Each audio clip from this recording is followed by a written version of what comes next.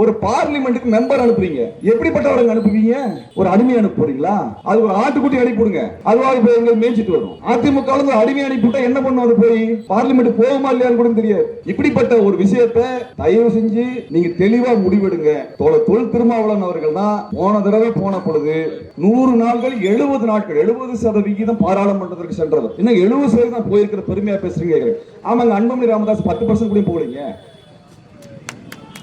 10% போல அதிகமா ஆப்சென்ட் ஆன அவார்டு வாங்குவார் அவரு.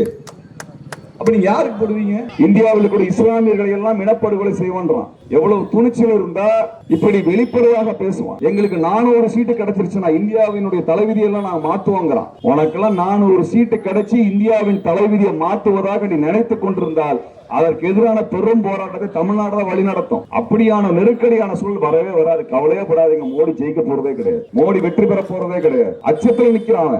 ஆனால் அவர்களை விடக்கூடாது, அவர்களை விரட்டி அடிக்க வேண்டும், வேரோடு புடுங்கி எறிய வேண்டும். தமிழ்நாட்டில் வடநாட்டாங்கட்சிக்கு என்ன வேலை? பாஜகவுக்கு கூஜா தூக்குற பல பேர் இருக்கிறான், பாஜகவோட கூட்டணி வைக்கக்கூடிய பல பேர் இருக்கிறான். நான் கேள்வி கேட்க விரும்புறேன். பாரதிய ஜனதா கட்சிக்காரன் தமிழ்நாட்டுக்கு வந்தா கர்ம வீரர் காமராஜர் படத்துக்கு மரியாதை செலுத்துறாரு. அதுக்கப்புறம் பாத்தீங்கன்னா அவரு முத்துராமலிங்க தேவர் படத்துக்கு மரியாதை செலுத்துவார். இப்ப சமீபத்தில் வந்தப்ப யாருக்கு மரியாதை செலுத்துறாருன்னு பார்த்தா எம்ஜிஆர் படத்துக்கும் ஜெயலலிதா படத்துக்கும் மரியாதை செலுத்தினார். நான் என்ன கேட்கிறேன்னா, காமராஜர் காங்கிரஸ்காரர், முத்துராமலிங்க தேவர் ஃபார்வர்ட் பிளாக் கட்சிக்காரர், எம்ஜிஆரும் ஜெயலலிதாவும் அதிமுக. 40 வருஷமா கட்சி நடத்துறையே மரியாதை செலுத்துறதுக்கு உங்க கட்சியில் ஒரு தலைவன் கூட மாடா இல்ல? உங்க கட்சியில் ஒரு தலைவன் கூட கிடையாது. 40 வருஷமா நீ கட்சி நடத்திட்டு இருக்கிறான். என் கட்சியில இருந்து தமிழனுக்காக உழைத்த தலைவர்கள் சொல்லி ஒருத்தனை கூட பிஜேபி காரனை காட்ட முடியலன்னா அந்த கட்சியோட எல்லாம் கூட்டணி வச்சிருக்க கட்சியை நம்ம என்ன சொல்றது? நீங்க இந்திய அளவிலேயே கவனிக்கப்படக்கூடிய ஒரு முக்கியமான தலைவர் தொல் திருமாவளவன் அவர்கள். இந்திய அளவில் அப்படிப்பட்ட ஒரு தலைவர் இந்த தொகுதியில் நிற்கிறார். அவர் உங்க தொகுதி பிரதிநிதி மட்டுமல்ல, ஒட்டுமொத்த தமிழ்நாட்டினுடைய பிரதிநிதியாக நிற்கிறார். ஒட்டுமொத்த இந்திய அளவிலான ஒடுக்கப்பட்ட மக்களினுடைய வஞ்சிக்கப்பட்ட மக்களுடைய பிரதிநிதியாக நிற்கிறார். அப்ப நீங்க அவரை அப்படிப்பட்ட ஒருவரை தேர்ந்தெடுத்து அனுப்புறது தாங்க நமக்கு பெருமை, நமக்கு அதான் பெருமை. அப்படிதான் ஒருத்தர் அனுப்பணும். ஏப்ப சாப்பை அனுப்பி என்ன பண்ண போறீங்க? ஒரு ஆட்டுக்குட்டி அனுப்பி என்ன பண்ண போறீங்க? ஒரு ஆமையை அனுப்பி என்ன பண்ண போறீங்க? நான் கேட்கிறேன். நாம் தமிழர் தம்பிகள்லாம் வருவாங்க, ஏதோ வீர வசனம் பேசிட்டு. என்னைக்கு என்ன வேலை செஞ்சிருக்காங்க? 10-15 வருஷமா என்ன வேலை செஞ்சிருக்காங்க? ஒரு வேலையும் செய்யல. அவங்க என்ன பண்ண போறேன்னு அவங்களுக்கே தெரியல. இந்த தேர்தலில் அவங்க தேர்தலில் ஜெயிச்சு போய் இந்தியாவில் கூட்டணி வச்சு மோடி ஆட்சி அகத்த போறாங்களா? அப்படியும் கிடையாது. தமிழ்நாடு அளவில் மோடிக்கு எதிராக ஆளுங்களோட கூட்டணி வச்சாரா? அப்படியும் கிடையாது. அப்ப தமிழ்நாட்டுல மோடி எதிர்க்கக்கூடிய எங்களோடையும் கூட்டணி வைக்க கிடையாது, இந்தியாவில் மோடி எதிர்க்கக்கூடிய எங்களோடய கூட்டணி வைக்க கிடையாது. தனித்தவளா இருந்து என்ன சார் பண்ண போறீங்க? 10,000-20,000 ஓட்டை வாங்கி இருக்கிற பாஜகவுக்கு உதவி செய்யறதும் என்ன வேலை செய்ய போறீங்க? நான் கேட்கிறேன். தொல் திருமாவளவன் அவர்களுடைய தகுதிக்கு இணையான ஒருத்தர் நீங்க நிறுத்திருக்கீங்களா? நான் கேட்கிறேன். அப்படி தகுதியா உங்க தலைவரே கிடையாது, அந்த கட்சி தலைவரே கிடையாது. சரியா? அப்படி இருக்கும்போது இங்க எதுக்கு வேட்பாளர் நிறுத்தி வச்சிருக்கீங்க? அதை சொல்லுங்க முதல்ல. தொல் திருமாவளவன் அவர்களை விட ஒரு சிறந்த வேட்பாளர் நிறுத்திடுவாரா திரு சீமான் அவர்கள்? நிறுத்திட முடியுமா? அல்ல தொல் திருமாவளவன் அவர்களோட சமமா உட்கார்ந்து பேசுவதற்காக அவரால் முடியுமா? அவராலே முடியாது. அவர் வேட்பாளர் என்னத்த முடியும்? நீங்க 10,000 ஓட்டு வாங்கி என்ன செய்ய போறீங்க? இந்த தொகுதியில என்ன செய்ய போறீங்க? அதை சொல்லுங்க முதல்ல. தமிழ்நாட்டில் பிஜேபி எதிர்க்கக்கூடிய எந்த அமைப்போட உங்களுக்கு உறவு கிடையாது, பிஜேபி எதிர்க்கக்கூடிய எந்த இஸ்லாமிய அமைப்போட உங்களுக்கு உறவு கிடையாது, இந்திய அளவில் பிஜேபி எதிர்க்கக்கூடிய யாரோட ஒட்டு உறவு கிடையாது, உறவும் கிடையாது. ஆனா பொன் ராதாகிருஷ்ணனை பார்த்தா கட்டி தெளிவிக்கீங்க, அண்ணாமலையை பார்த்தா கட்டி தெளிவிக்கிறீங்க. இந்த கள்ளவரவை பத்தி நாங்க கேட்க கூடாது இல்லையா? உண்மையா செருப்படுத்தி காட்ட வேண்டியது யாரு? நாங்க தான். நீங்க பண்ண அரசியல் இருக்கிற எங்களையெல்லாம் கொச்சைப்படுத்துறது, இழிவுபடுத்துற வேலையை செய்யறது. ஆனா அண்ணாமலையை பார்த்தா கட்டி தெளிவிக்கிறது. கேட்டா அவர் ஐபிஎஸ், நான் கமாண்டோன்னு கதை வருது. நாங்களாம் விடுதலை புலிகள் நாங்க பார்த்தவங்க சார். எவ்வளவு காலம் அந்த கதையை விட்டுட்டு இருப்பீங்க? எவ்வளவு காலம் அந்த கதையை கேட்டு இருக்கிறது? கிழிக்கிற வித்த நம்ம சூரியனுக்கு தெரியும். நம்ம கட்டுற மதிப்பணம் எல்லாம் நமக்கு தானே வரணும். கேட்கும் போது தராதவனுக்கு தோல்விய பரிசா தரணும். ஆலை உணவு திட்டம்னு பிள்ளைங்க மனசுல ஸ்டாலின் குரல். 1000 ரூபாய் திட்டம்னு மகளிர் மனசுல ஸ்டாலின் குரல். இந்தியாவை காக்க ஸ்டாலின் அழைக்கிறேன். குத்து சண்டைன்னு வந்துருச்சுன்னா முகமது அலியை தான் நம்ம அனுப்ப முடியும் இல்லையா? அந்த வகையில பாராளுமன்றத்தில் தமிழர்களுக்காக சண்டை போடுவதற்கும், தமிழர்களுக்காக பேசுவதற்கும், தமிழர்களுக்காக போராடுவதற்கும் இருக்கக்கூடிய ஒரே தலைவராக மரியாதைக்குரிய தொல் திருமாவளவன் அவர்களை தான் நம்ம அனுப்பணும். ஏன்னா இன்னைக்கு நடக்கக்கூடிய சண்டை தமிழனுக்கும் இந்த வடநாட்டு இந்துத்துவ கும்பலுக்குமான சண்டை. இது வேற எதுவும் சொல்ல முடியாது. தமிழ்நாட்டை நான் அழிச்சிருவேன் அப்படின்னு சொல்லிட்டு வடநாட்டான் வந்து நிக்கிறான். இந்த வடநாட்டான் அப்படிங்கிறவன் இந்த காவி கொடியை தூக்கிக்கிட்டு பாரதிய ஜனதா கட்சிங்கிற பேருல தாமரையை தூக்கிட்டு வர்றான். இந்த சண்டையில நம்ம ஜெயிக்கணும் அப்படின்னா போர் வீரனைத்தான் நாம் சண்டைக்கு அனுப்ப வேண்டும். அந்த வகையிலே போர் வீரனாக இருக்கக்கூடிய தோழர் தொல் திருமாவளவன் அவர்கள் தான் நம்முடைய பிரதிநிதியாக நாடாளுமன்றத்திற்கு செல்ல வேண்டும். அந்த இடத்துல முடிவு பண்ணுவோம். இதை விட்டுட்டு சோப்பலாங்கி எல்லாம் நம்ம அனுப்ப முடியாது. அது அதிமுக சோப்பலாங்கியோ அல்லது பாஜக சோப்பலாங்கியோ துரோகியோ நம்ம அங்க அனுப்பிவிட முடியாது. இது சண்டை. இந்த சண்டையில நாம் ஜெயிச்சாக வேண்டும். இந்த 10 வருஷத்துல அவன் நம்ம ரொம்ப நாசம் பண்ணியிருக்கிறான், நம்மை மோசம் பண்ணியிருக்கிறான், தமிழர்களை வஞ்சித்திருக்கின்றான், இஸ்லாமியர்களை, கிறிஸ்தவர்களை, தலித்துகளை, ஏன் இங்கே பிற்படுத்தப்பட்ட சாதிகளாக அடையாளப்படுத்தப்பட்டிருக்கக்கூடிய வன்னியர்களை, ரெட்டியார்களை, கவுண்டர்களை, நாடார்களை எல்லாரையுமே வஞ்சித்திருக்கக்கூடிய ஒற்றை அரசாங்கம் மோடி அரசாங்கம். தமிழ்நாட்டில் பாரதிய ஜனதா கட்சியால் வஞ்சிக்கப்படாத, தமிழ்நாட்டில் பாரதிய ஜனதா கட்சியினால வஞ்சிக்கப்படாத சமூகம்னு ஏதாவது சமூகமாக இருக்குதா? எந்த சமூகமும் கிடையாது. நரேந்திரா தேவேந்திரான்னு சொல்லி தேவேந்திர தொழிலாளர்கள் வஞ்சித்தாரு. அவர்களுக்கு எந்த உதவியும் செய்யவில்லை. அவர் நட்டாத்துல விட்டுட்டு போயிட்டாரு. அதே போல வன்னியர் சமூக மக்களுக்கான எந்த விதமான வேலை வாய்ப்பையும் இல்லாமல் அவர்களை நாசம் பண்ணார். இதே போல விவசாயிகளாக இருக்கக்கூடிய சமூகங்களுக்கு அவர்களுக்கு எதிரான எல்லா சட்டங்களையும், விவசாய சட்டம் 3 சட்டத்தை கொண்டு வந்து விவசாய வாழ்க்கையை நாசம் பண்ணார். மீனவர்களுக்கென்று ஒரு சட்டத்தை கொண்டு வந்து மீனவர்களோட வாழ்க்கை நாசம் பண்ணுவதற்கென்று ஒரு சட்டத்தை கொண்டு வந்தார். அது மீன் வள மசோதான் பேரு. இந்த மோடி எதையெல்லாம் அழிக்கிறானோ அதற்கெல்லாம் பாதுகாப்பதாக சட்டத்தை கொண்டு வந்துருவார். பேர் மட்டும்தான் பலவலன்னு இருக்கும். ஆனால் அது முழுக்க முழுக்க மீனவர்களுக்கு எதிரான சட்டம். அந்த சட்டத்தை எதிர்த்து போராடி தடுத்து நிறுத்தியவர்கள் விடுதலை சிறுத்தைகள். அதனுடைய பிரதிநிதியாக இருக்கக்கூடிய தோழர் தொல் திருமாவளவன் அவர்களும் தோழர் ரவிக்குமார் அவர்களும் 2 பேரும் அதற்கான பெரும் போராட்டத்தை பாராளுமன்றத்தில் நடத்தியிருக்கிறாங்க. மறந்துட முடியாது. இதெல்லாம் டிவியிலேயோ பத்திரிகையிலோ வராது. மோடி படம் மட்டும்தான் வந்துகிட்டு இருக்கு. ஆனால் இந்த மக்களுக்காக போராடக்கூடியவர்களாக இவர்கள் தான் என்று போராடி இருக்காரு.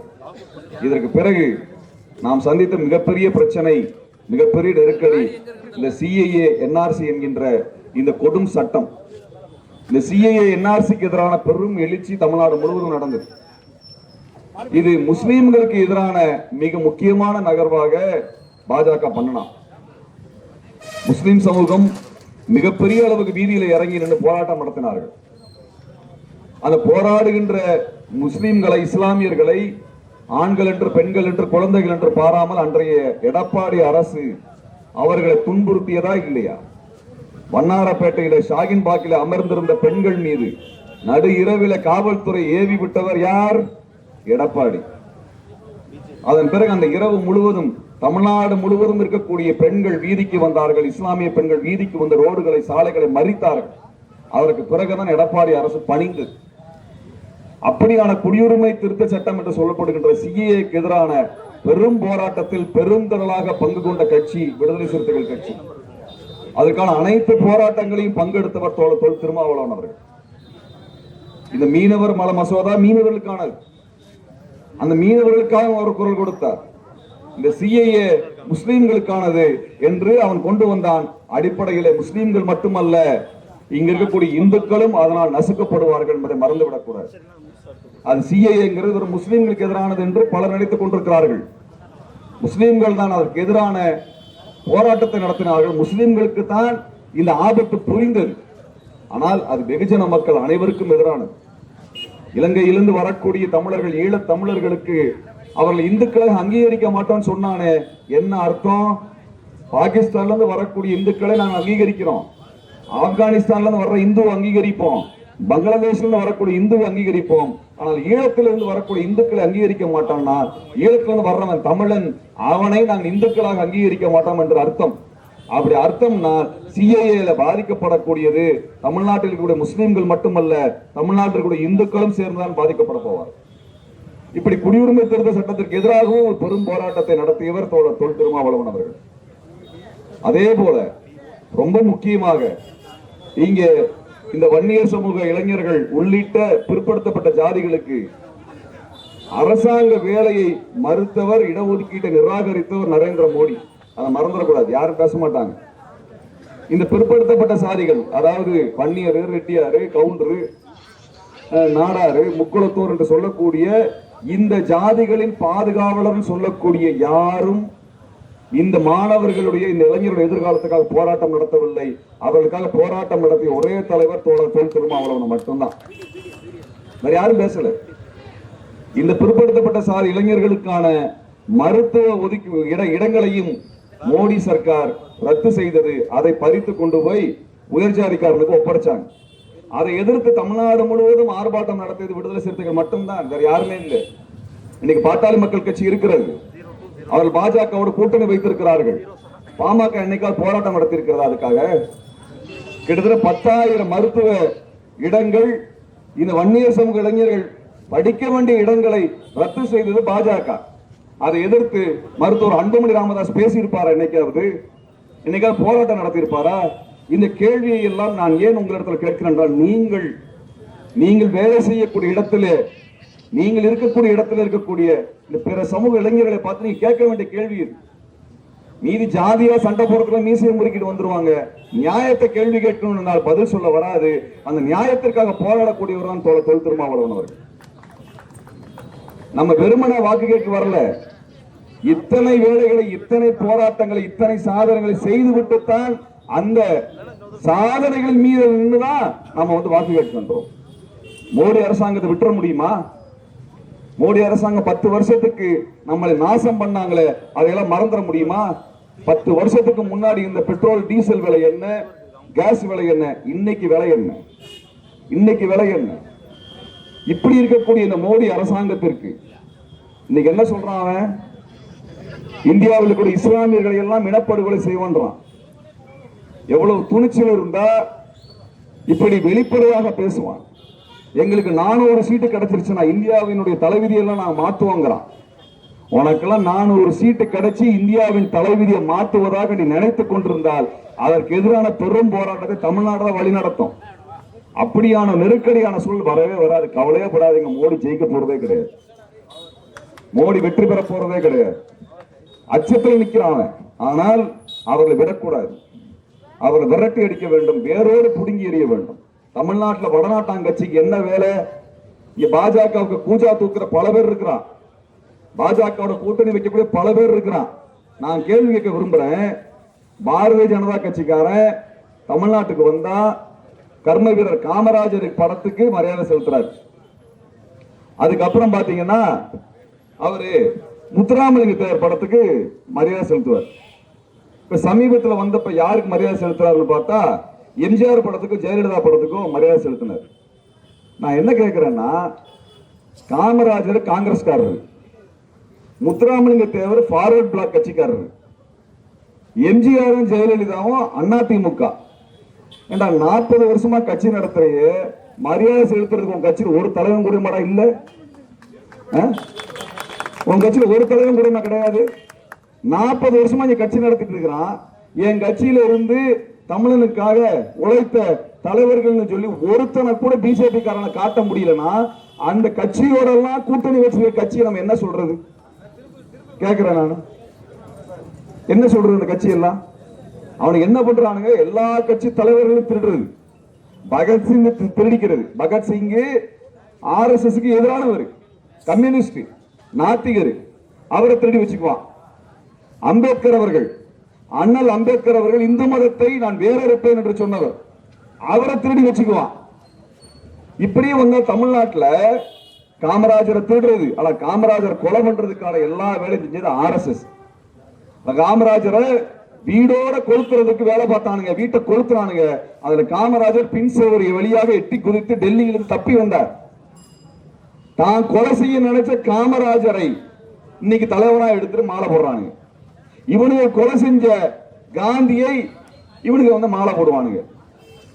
இவனுங்களால் கொலை செய்யப்பட்ட நேதாஜியை இவர் வந்து கொண்டாடுவார். இவர்களால் மரணத்திற்கு தள்ளப்பட்ட ஜெயலலிதா அம்மையாருக்கு இவங்க தான் மாலை போடுவாங்க. நான் வெளிப்படையா சொல்றேன், எல்லா இடத்துலையும் ஜெயலலிதா அம்மையாருக்கு பெங்களூர் சிறையில் என்னடா ஆச்சுன்னு பிஜேபி பார்த்து நம்ம கேட்கணும். அதிமுககாரன் கேட்க மாட்டான், அவனுக்கு முதுகெலும்பு என்னைக்கோ போயிருச்சு, அதுக்கு முதுகெலும்பே கிடையாது. உன் கட்சி தலைவராக இருக்கக்கூடிய ஜெயலலிதா அம்மையார வழக்கில் கொண்டு போய் சிறையில் அடைச்சான், பெங்களூர் சிறையில் அடைச்சான். அந்த அம்மையார் சிறையிலிருந்து வந்து 10வது மாசத்துல இறந்து போறாங்க, உடம்பு சரியில்லாம போறாங்க, மருத்துவமனைக்கு போறாங்க, இறந்து போறாங்க. நான் சிறையில் அடைக்கப்பட்டவன். சிறையில் இருந்து வெளிவந்த பிறகு இன்றைக்கு வரைக்கும் என் உடல்நிலை மோசமானதுக்கு காரணம் சிறையில் கொடுக்கப்பட்ட உணவு. எனக்கே இது நடந்திருக்குன்னா ஜெயலலிதா அம்மையார் பண்ணிருக்க மாட்டாங்களா இவனுங்க? சொல்லுங்க பாப்போம். அரவிந்த் கெஜ்ரிவால் சிறைக்குள்ள போன உடனே எனக்கு வீட்டு உணவு வேண்டும் என்று நீதிமன்றத்தில் போட்டு வழக்கு போட்டு வாங்கிட்டாரு. அவருக்கு நல்லா தெரியுது இவனுக்கு போடுற சோத்துல விஷம் வைப்பானுங்கன்னு சொல்லிட்டு. அந்த அம்மையார் இறந்ததற்கு பிறகுதான் மோடியினுடைய ஆட்டம் ஆடப்பட்டதா இல்லையா தமிழ்நாட்டில்? அதிமுக 3ஆ உடைக்கப்பட்டது. இந்த கட்சியில் இருக்கக்கூடிய 3 பேர் 3 பக்கம் பார்த்து நிக்கிறானுங்க. அந்த கட்சி நாசம் பண்ணது பாஜக. ஆனா அந்த கட்சியுடைய கூட்டணி வச்சுக்கிட்டு நீ சுத்திட்டு இருக்கிறாங்க. ஒன்று நேரடியான கூட்டணி, இன்னொன்று எடப்பாடியார் மறைமுகமான கூட்டணி. இன்னைக்கு வரைக்கும் நரேந்திர மோடி எதிர்த்தோ அமித்ஷாவை கண்டித்தோ எங்கள் கட்சியை உடைச்சீங்களே, எங்க சின்னத்தை முடக்குனீங்களே எடப்பாடி எங்கேயாவது பேசியிருக்காரா? எடப்பாடி எங்கேயாவது பேசியிருக்காரா? நல்லா பாருங்க, அதிமுக காரர் என்ன பண்றாரு, இந்த தேர்தலை மாநில பிரச்சனைக்கான தேர்தலா மாத்துறாரு. நான் கேட்கிறேன், மாநிலத்துக்கான முதலமைச்சருக்கான தேர்தலா இது? இது பிரதமருக்கான தேர்தல், பிரதமருக்கான தேர்தல். இந்த தேர்தல் அதிமுக வெற்றி பெற்ற முதலமைச்சர் ஆக போறார் எடப்பாடி. மோடியை பத்தி பேசுங்க, மோடி பண்ண கேடுகளை பத்தி பேசுங்க, மோடியால் விழுந்த நாசங்களை பத்தி பேசுங்க. தமிழ்நாட்டில் எந்த உதவியும் செய்யல, சென்னை வெள்ளத்துக்கும் செய்யல, 2016 வந்த வறட்சிக்கு எதுவும் செய்யல, கஜா புயலுக்கு எது செய்யல, ஒக்கி புயலுக்கு செய்யல, நிவர் புயலுக்கு செய்யல. இப்படி எந்த புயலுக்கும் எந்த உதவியும் செய்யாத ஒரு தருதலையை பிரதமராக வைத்திருக்கக்கூடிய நாம தருதலை விரட்டுறதை பத்தி பேசணுமா வேண்டாமா? யாருடைய காசை கேட்டோம்? நம்ம வரிப்பணம் கொடுக்கிறோம்.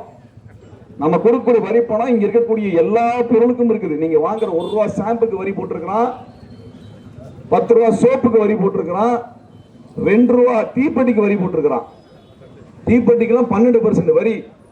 100 ரூபாய்க்கு தீப்பெட்டி வாங்கினீங்கன்னா 12 ரூபா வரி. தீப்பெட்டி என்னது? வீட்டுல பெண்கள் ஒரு கை வேலையாக செய்யக்கூடிய தொழில், அது தீப்பெட்டி தொழில். அதுக்கு 12% வரி போட்டிருக்காங்க. இவன் சுயமரியாதை இருக்கக்கூடிய யாராவது போடுவாங்களா? நான் பாஜகவோட கூட்டணியை ரத்து பண்ணிட்டேன்னு எடப்பாடி பேசுறாரு. ஏன் சார் மோடிக்கு எதிராக பேச வேண்டியது தானே வாயை திறந்து? அமித்ஷாக்கு எதிராக ஏன் பேச மாட்டேங்கிறாரு? நடக்கிற தேர்தல் மாநில தேர்தலா? மாநில பிரச்சனைகள் பேசுறாரு. நான் எடப்பாடி ஐயாட்ட ஒரு கேள்வி கேட்கிறேன். இந்த 40 தொகுதியில் அதிமுக ஜெயிச்சு நீங்க முதலமைச்சராக போறீங்களா? நான் கேட்கிறேன். இது முதலமைச்சருக்கு நடக்கிற தேர்தல். அது மோடி செய்த சோதனைகளும் மோடி செய்த நாசகார திட்டத்தை பத்தி வாயை திறந்து பேசுங்களேன். நீங்கள கூட சேர்ந்து இந்த மக்களை காட்டி கொடுக்கிற வேலை செஞ்சீங்கல்ல, அத பேசுங்க. தமிழ்நாட்டை நாசம் செய்யக்கூடிய எல்லா திட்டத்திற்கும் எல்லா திட்டங்களையும் ஆதரித்த எடப்பாடி அவர்களே, நீங்கள் செய்த துரோகத்தை பற்றி வெளிப்பட பேசுவீங்க. தயாரா இருக்கீங்களா? நான் கேள்வி கேட்க தயாரா இருக்கிறோம். இந்த ஊடகம் கேள்வி கேட்காத அவர்கிட்ட நாங்க கேட்கிறோம். விவசாய சட்டம், விவசாய கருத்தை தூக்க மாட்டக்கூடிய அந்த விவசாய சட்டம், நானும் தோழர் குழந்தை அரசன் அவர்களும் எதிர்த்து இதற்காக நாங்கள் பிரச்சார பயணமே போனோம். அதுக்கெல்லாம் வழக்கு போட்டீங்க. அந்த விவசாய சட்டத்திற்கு பாஜகவிற்காக ஆதரவு தெரிவிச்சு கையெழுத்து போட்டீங்களா? மனசாட்சி எல்லாம் குத்தலையா? சொல்லுங்க, குத்தலையா? இன்னைக்கு ஏதோ ஒரு பெரிய யோகியமான மேடையில் பேசிட்டு இருக்கிறீங்களே, நீங்க எதிர்ப்பது மோடி அரசாங்கத்தையா இல்லையான்னு வாயை திறந்து பதில் சொல்லுங்க. மோடி அரசாங்கத்தை ஆட்சியில் நீக்கணுமா இல்லைன்னு பதில் சொல்லுங்க. ஏதோ அண்ணாமலைக்கும் எடப்பாடிக்கும் பங்காளி சண்டைக்காக நாங்க பார்க்க முடியாது. எடப்பாடி மோடியின் அடிமை, அதுல மாற்று கருத்தே கிடையாது. மோடி எடுத்து பேசுவதற்கு எடப்பாடி அவர்களுக்கு துணிச்சலே கிடையாது. மறுபடியும் மோடி ஆட்சி கொண்டு வர வேண்டும் என்பதால் எடப்பாடி அவர்களுடைய ரகசிய திட்டம். வேற ஒண்ணும் கிடையாது, ரொம்ப எளிமையான விஷயங்க. எல்லார் வீட்டுக்கும் அமலாக்கத்துறை போகுது, இடி எல்லார் வீட்டுக்கும் போகுது. ஏன் எடப்பாடி வீட்டுக்கு போல? ஏன் எடப்பாடி வீட்டுக்கு போல? எடப்பாடி மோடி எதிர்க்கிறாருன்னா அமலாக்கத்துறை எடப்பாடி வீட்டுக்கு போயிருக்குமா இல்லையா? எடப்பாடி என்ன எந்த ஊழலுமே செய்யாதவரா? ஊழல் வழக்குகள் அவர் மேல கிடையாதா? அப்ப அமலாக்கத்துறையே போகலன்னா எடப்பாடிக்கும் மோடிக்கும் ரகசிய ஒப்பந்தம் இருக்கா இல்லையா சொல்லுங்க பாப்போம். அரவிந்த் கெஜ்ரிவால் வீட்டுக்கு போகுது, ஹேமந்த் சோரன் வீட்டுக்கு போகுது, சிவசேனக்காரன் வீட்டுக்கு போகுது, எல்லாரோட வீட்டுக்கும் போகுது. ஆனா எடப்பாடி வீட்டுக்கு போகாதாமா? ஆனா இவங்க ரெண்டு பேரும் சண்டை போட்டுக்குவாங்களாமா, ஒருத்தர் திட்டிக்குவாங்களாமா. ஏன்னா கால் ஊத்திருக்காங்களா? இழிச்சவன் நினைச்சீங்களா? எடப்பாடி அவர்களே, நீங்கள் நரேந்திர மோடிக்கும் அமித்ஷா அவர்களுக்கும் அடிமையா இருப்பது உங்களுடைய பிரச்சனை. ஆனா அதுக்காக தமிழ்நாட்டை கொண்டு தான் நடக்க வச்சிடாதீங்க. இந்த தொகுதியில மோடியின் அடிமையாக இருக்கக்கூடிய எடப்பாடி, எடப்பாடியின் அடிமையாக இருக்கக்கூடிய இந்த தொகுதியினுடைய அதிமுக வேட்பாளர், இந்த அடிமை கூட்டத்துக்கு தயவு செஞ்சு ஓட்டு போட்டுறாதீங்க. இந்த அடிமை கூட்டத்துக்கு ஓட்டு போட்டுறாதீங்க. அதிமுக அடிமை கூட்டத்துக்கு ஓட்டு போட்டுறாதீங்க. அப்புறம் ஒட்டுமொத்த இந்தியாவும் நம்மளை அசிங்கமா பார்க்கும். வேற ஒண்ணும் கிடையாது. திருமா போன்ற ஒருவரை தேர்ந்தெடுக்காம ஒரு அடிமைக்கு ஓட்டு போட்டீங்கன்னா அசிங்கமா பார்ப்பாங்களா இல்லையா சொல்லுங்க பார்ப்போம்.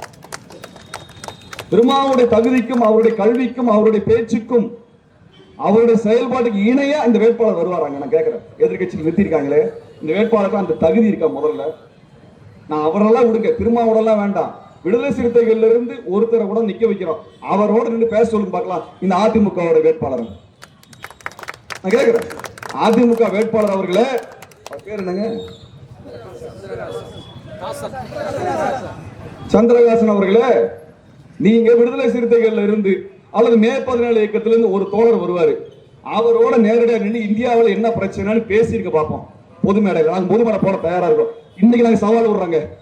அதிமுகவினுடைய வேட்பாளர் எங்களது தோழர், ஒற்றை தோழரோடு பொது மேடையில இந்தியாவினுடைய இன்றைய பிரச்சனை என்ன, தமிழ்நாட்டினுடைய இன்றைய பிரச்சனை என்ன, அது எப்படி நான் தீர்க்க போறேன்னு மேடையில பேசி ஜெயிச்சிட்டாரானால் நாங்க அரசியல் விட்டு போயிடுறாங்க.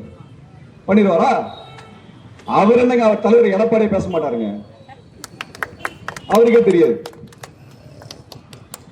யாருங்க அனுப்புறது? முதல்ல பார்லிமெண்ட்டுக்கு நீங்க இந்த சட்டக்கடைக்கு போறீங்கன்னா 4 சட்டக்கடை ஏறி இறங்குறீங்க ஒரு சட்டம் வாங்குறதுக்கு.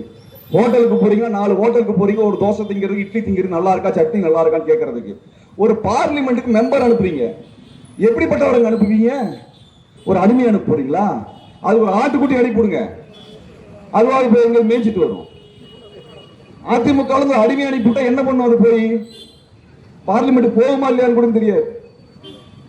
இப்படிப்பட்ட ஒரு விஷயத்தை தயவு செஞ்சு நீங்க தெளிவா முடிவெடுங்க.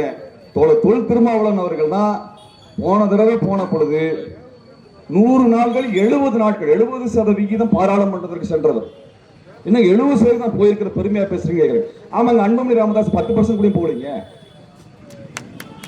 10% போல அதிகமா ஆப்சென்ட் ஆன அவார்டு வாங்குவார் அவரு. அப்ப நீங்க யாருக்கு போடுவீங்க?